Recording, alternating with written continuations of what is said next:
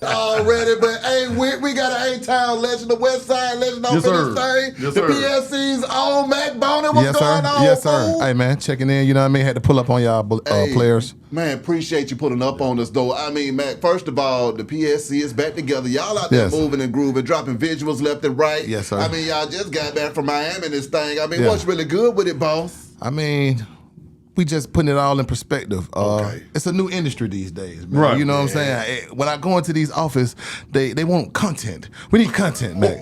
We want content.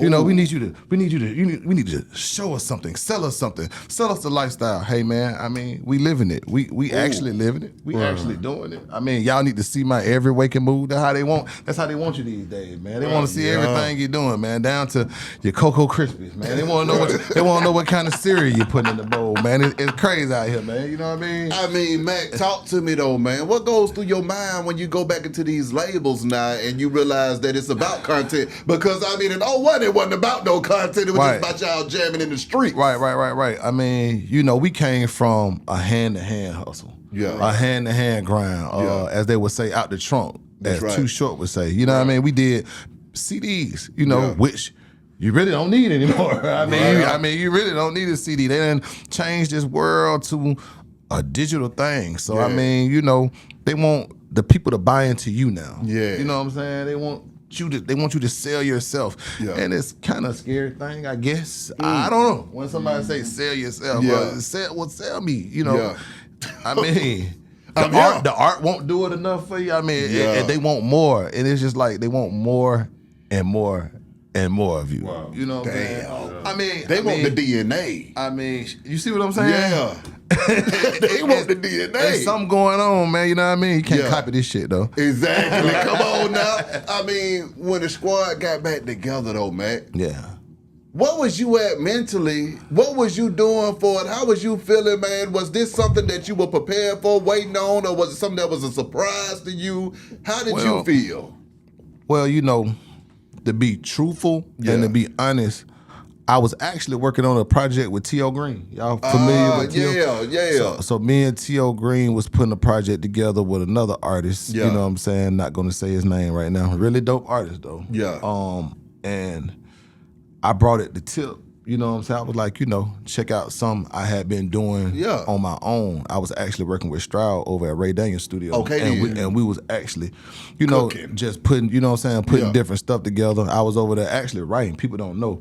I was actually writing a lot of records for a lot of girls around here. You know what I'm saying? I had been penning. I heard about that jug right there. That's a good one, because see, that's why these females snapping so hard too now. I had been penning some stuff on the low for a couple of the female artists that's out here. I actually worked on a record with Gunna.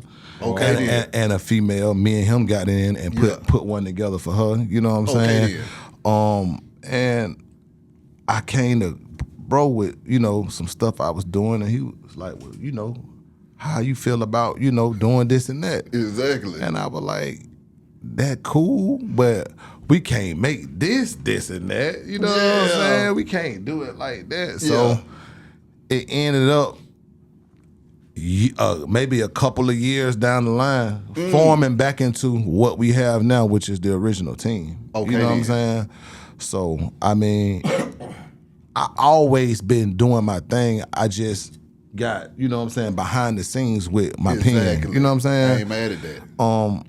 Because you got to find yourself in this business. In this business, it take you in different directions. Facts. You see what I'm saying? I done been on the line with, you know, shout out to Be Rich. Yeah. He put me in line with different companies and different people. Once they found out certain records were wrote by me, they wanted to, you know, put me in writers' camps out in California and, you know, different things of that nature. And, you know what I'm saying, write little jingles for movies and stuff like that. Like, it's different things you can do in this business, man. You know what I'm saying? And still be relevant and nobody even know that you're busy as hell. They'll know. They won't know that you're still vibrating in this music. You know what I'm saying? They won't know. You know what I mean? Now.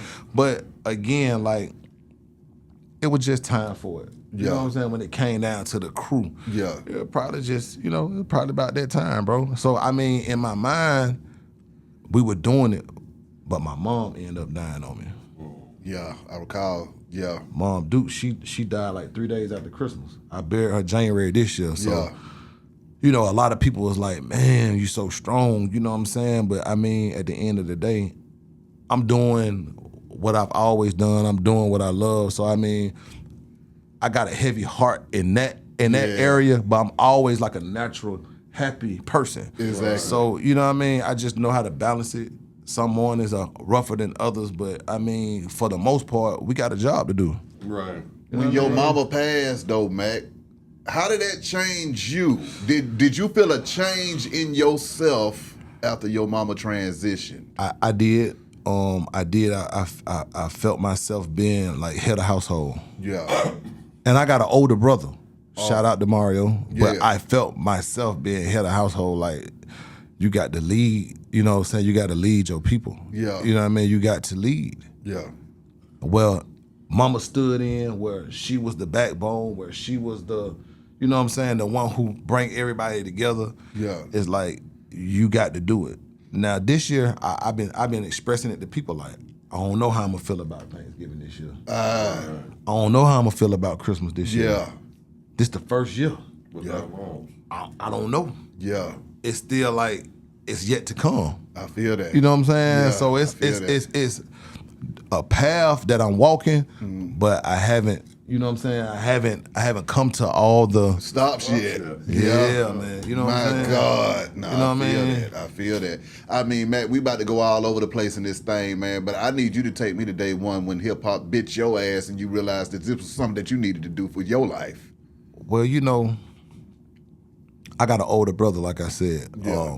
He 5 years older than me. And when I was a little kid, the man had a turntable. Yeah. The man had a 1-record turntable. You know, you put your, you know what I'm saying? I'll never forget it. MC Sade record. It had the Uncle Luke logo on it with the feet coming out the sky. Skywalker. You know what I'm saying? It had the Skywalker logo. Yeah. And I used to get his 1 record and I'd just be scratching in it. Woo, and he used to be like, man, stop. You know, mess with my shit, man. You know what I'm saying? Yeah.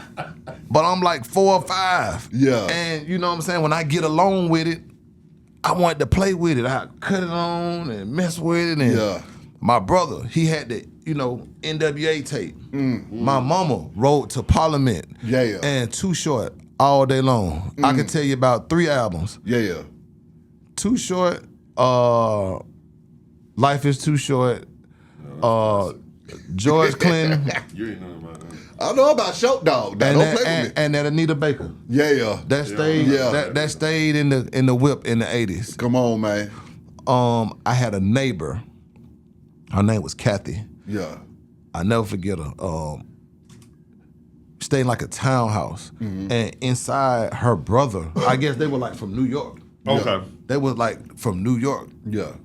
But they lived in Atlanta in the 80s. Yeah. Right. And this man had turntables in the house with a microphone. And I used to just go over there and she would just let me just play for hours. Just let me fuck with that shit like for hours on end. So it was just around me. Like, I don't even know how it got around me. You Yeah. understand what I'm saying? Yeah. But the shit was just there. It was always there. I mean, then, you know, you had your movies, Fat Boys, and you know what I'm I was saying? watching Crush Groove the other Know night. what I'm saying? Crush Groove. You'll have all, you know, Disorderlies with the Fat Boy movie. Yeah. But you know what I'm saying? Like, Yeah. you had your source of entertainment. I went to the movie theater at Greenbrier downstairs Yeah. and watched Turbo and Ozone. Yeah. What I was watched that? CB4 over there What was that? myself. What was that? Breaking? Yeah, Breaking. You know Yeah. what I'm saying? I seen I lived around the corner from Greenbrier, so I went there all the time. I seen, you know, Yeah.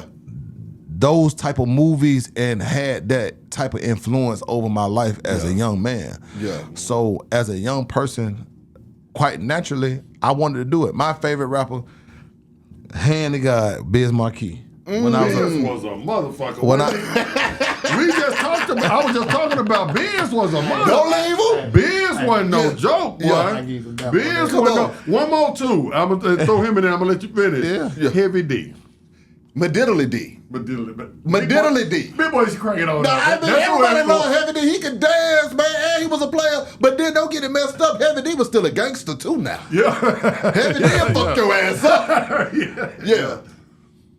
Biz, man, was my favorite, like as a kid, cause you know Biz did the beatboxing and playing, and you know what I'm saying. But that nigga had some fucking hits, some hooks too. That nigga songs, bro. Like if I put them on right now to this day, I'm gonna go crazy and just rock out. I got to meet him. Rest in peace, Biz Markie. I met him when the Falcons played the damn Patriots in Houston. Right. Super Bowl. Right. Yeah. And we had this big event. I was there with Tip, Dro Country, all us. Yeah. And Biz Markie was there. I got a picture with him, man. And you know what I'm saying? With you being a young fan of Biz, though, what was it like when you met him, the man versus the myth? Man, I was just excited. You know what I'm saying? Like when I meet people like legendary, from back in the day, it's like a full circle moment. Yeah. Like from being a kid to now. Like I got pictures with Michael Jordan. You know what I'm saying? We did the Charlotte Hornets. We did the Charlotte Hornets Christmas party with Michael Jordan. We was there with Nelly and Mike and all us and Tip. They killed it. We rocked out. We hung out with Mike's daughter later, and you know what I'm saying, went out to the after parties and stuff and just kick shit. But to be there with Mike and taking pictures with Mike and just shaking hands, Break and laughing. that down though about Mike, because you know a lot of folks like to say that Mike didn't like rappers. So what was going on and there? Every time people say that, I always say, hey, man, he wasn't like that with us. Okay. Michael Jordan was cool, man. Yeah. He was very cool. His wife was cool. Yeah. They were nice people, man. And we just had a good time with him, man. He laughed a lot. He took pictures with all of us, but Country wanted his own picture. You know he wanted his own picture. You know I deal with this out of this food every day. You know what I'm saying? Michael Jordan likes to be better than you. That's why I would get the picture. He would request me. I mean, Michael Jordan, that's like a childhood hero, bro. Of all You know what I'm saying? Yeah. You walk outside, 9 times out of 10, somebody gonna have Mike on their feet. Right. You damn right. You see what I'm saying? On the shirt. So he legendary to be able to hang out with him for a night. It was a special moment, you know what I'm saying, for me. You know what I'm saying? Because we grew up watching Mike jump from that free throw line, killing slam dunk competitions, running. I'm talking about running circles around the NBA, bro. So, you know, when people ask folks in our generation, like, who the best, I'm not gonna say nobody. I don't care who play. Come on. Can't nobody beat Michael Jordan, man. You know what I'm saying? I'm with you. We here. That's just. He did, but Michael did, as an addendum, say that the only person that could beat him would be Kobe Bryant. And that's because he a carbon copy. That's what he said. Yeah. That's what he said.